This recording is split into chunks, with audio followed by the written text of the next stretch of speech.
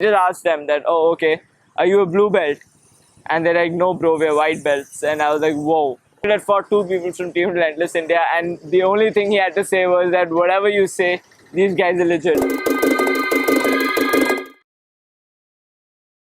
So, combat sport was something that I did not come across in my childhood. So, it was more of a self-defense thing where, I used to get into a lot of fights in school. So, there was a lot of bullying and, things like that. And the thing about that was that I needed to learn to defend myself. And getting into fights, eventually, I understood that I wanted to learn how to fight. So I started looking for places to train, and things started building up from there. Moved from one place to another, trying to find a legitimate place to train. Up until I ended up going to Thailand. Thanks to my dad, I ended up going to Thailand and training at Tiger Muay Thai to understand how things work. Fast forward, ended up at Evolution, and now here I am, training and competing. So if you're looking at the first thing that I ever did in terms of martial arts, I would say it was Taekwondo when I was a kid. It was something that was there in the school curriculum, and everybody was doing it, so even I jumped in. I didn't go very far with it. I got a yellow belt, and after that I was we stopped. But yeah, that's where I started off. And again, like when I started learning about martial arts and this and that, I started training in. So the first classes that I went to, which showed MMA on the boards, they pretty much were teaching a little bit of boxing and kickboxing here and there. Apart from that, yeah, that's where I started. So, obviously when MMA started, there were movies coming out about MMA specifically, and obviously UFC was there to begin with, and it was there on YouTube, and the fact, and that at that time we were a lot into WWE as kids. We used to watch a lot of WWE, and something. So UFC was something that was on the side, and people were like, "Oh, it's something. It's not a fake thing. It's not acting. It's a real thing." So started watching a little bit of UFC. Nothing too big. Wasn't like a hardcore fan or anything. Just watched it, and it was intriguing. I looked at it and I was like, oh wow. People are doing this, and from there on out, yeah, that's how I figured what MMA was. And then obviously with movies like Never Back Down and all of that coming, I think that shed a little more light on MMA specifically. So yeah, that's where the craze grew, I guess. So when I was training, like I said, I went to Tiger Muay Thai, and I was training there for a month. And there was this one of the assistant BJJ coaches over there was this man named Alex Shield. And towards the end of my training over there, towards the end of my time over there, he just asked me, "Are you gonna go back and train? I hope you're gonna go back and train." And I was like, I would love to, but after training here, I couldn't really go back to the places that I was training before, because I was not even a tenth as professional as Tiger Muay Thai was. So he asked me where I was from, and I said Mumbai, and he said, "Okay, why don't you why don't you check out Team Relentless? I think they're out of Mumbai." And the head coach is Mr. Jitendra Khare, and who is my coach now. What I found out later was that another one of my coaches right now, who also is a part of Team Relentless India, Sushovan sir, he ended up fighting Alex Shield, as well as an old member of Team Relentless India, Yadvinder Singh. So he fought. So Alex Shield had fought two people from Team Relentless India, and the only thing he had to say was that whatever you say, these guys are legit. So just go check them out. And I was like, okay, you know what, I'm gonna go check them out. And I did, and there was no turning back from there. Oh, I got smashed, and how? So the funny thing was, after training in Tiger Muay Thai, I just went for a basic. I went for a BJJ class, and I remember meeting two guys over there who are a part of Team Relentless, And I rolled with them, and they smashed me. They kept tapping me out every 10 seconds, and I just asked them that, oh, okay, are you a blue belt? And they're like, no, bro, we're white belts. And I was like, whoa, okay. Because I remember seeing blue belts in Tiger Muay Thai who probably didn't smash me the way these guys smashed me. And a couple of days over there, and I was like, forget couple of days, even now. I mean, it like, you know how they say, right? You need to be a part of, you need to be a group of, you need to be in literally a shark tank to grow. That room is filled with sharks. So I mean, kept going day in and day out, and next thing you know, yeah.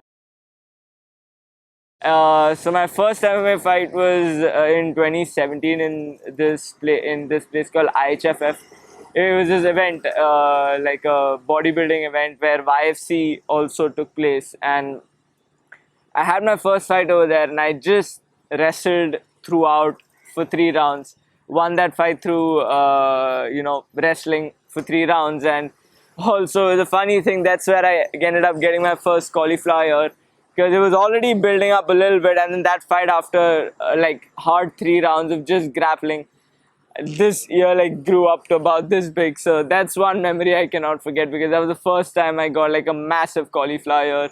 And yeah, that was my first fight, by the way. So so WMMA was very early in its stage in terms of in terms of how much experience I had.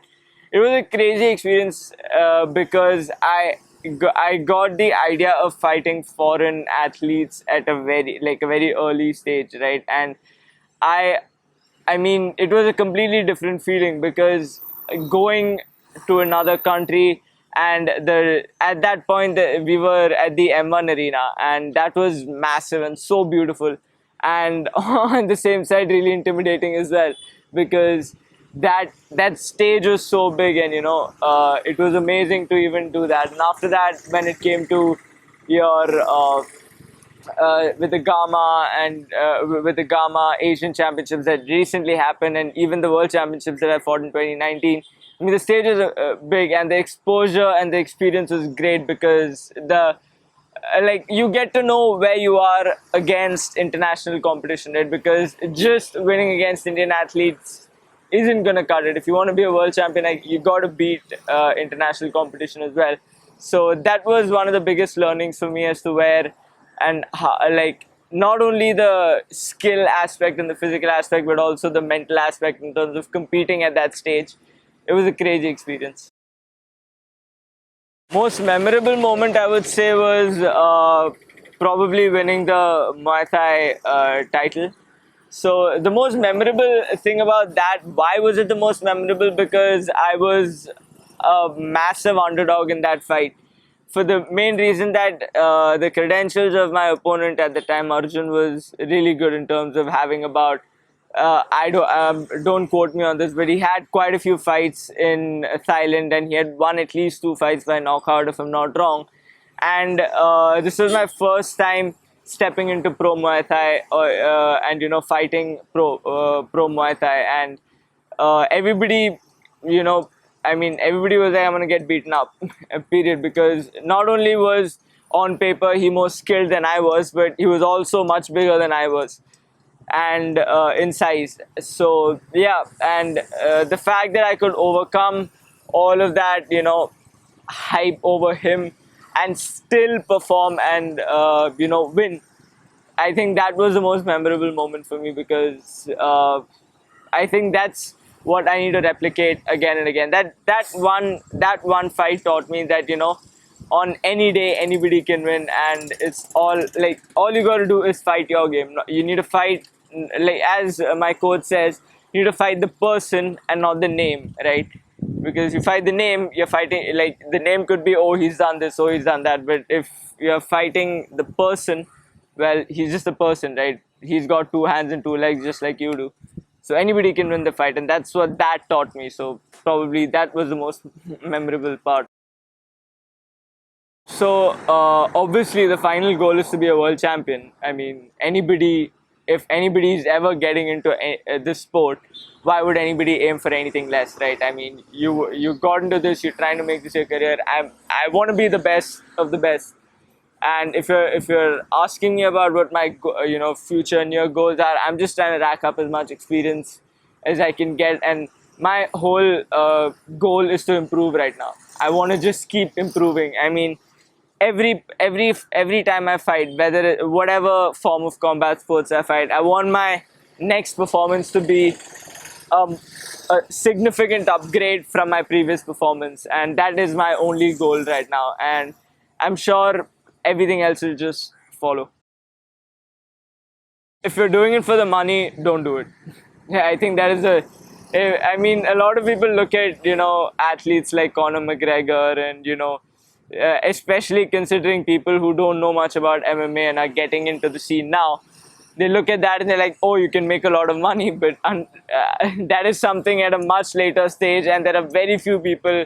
There's the top 1% of the whole pile. There are so many other fighters who don't make as much money. So if you're doing it for the money, don't think about the money aspect.